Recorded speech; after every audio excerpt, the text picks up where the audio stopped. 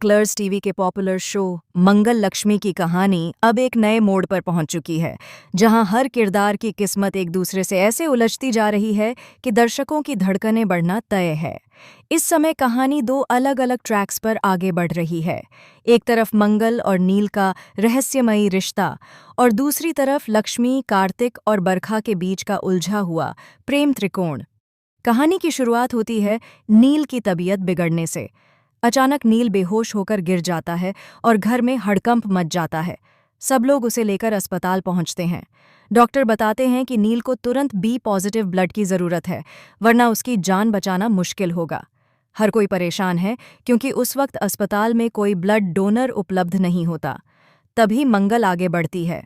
Doctor पूछता है कि क्या किसी का ब्लड ग्रुप बी पॉजिटिव है, और मंगल बिना कुछ सोचे बोलती है, मेरा ब्लड ग्रुप बी पॉजिटिव है, मैं दे सकती हूँ। लोग हैरान रह जाते हैं क्योंकि मंगल और नील के बीच कोई सीधा संबंध नहीं है, फिर भी मंगल ने बिना झिझक अपनी जान जोखिम में डालकर नील को ब्लड दे दिया। कुछ देर बाद ऑपरेशन थिएटर का दरवाज़ा खुलता है और डॉक्टर बताते हैं कि अब नील खतरे से बाहर है। घरवाले राहत की सांस लेते हैं, मगर नील की मां का चेहरा डर और बेचैनी से भर जाता है। उन्हें एक पुराने राज की याद आ जाती है, एक ऐसा सच जिसे उन्होंने 16 साल से दिल में छिपा रखा है। वो सोचती हैं कि अगर यह बात बाहर आ गई तो सब कुछ खत्म हो जाएगा। उनके मन में डर है कि मंगल और नील का जो पुराना रिश्ता है वो अब धीरे धीरे सामने आने लगा है। क्या नील और मंगल के बीच कोई खून का रिश्ता है? क्या नील ही वह बच्चा है जिसे कभी किसी मजबूरी में दूर भेज दिया गया था, या फिर यह सब सिर्फ एक इत्तेफाक है?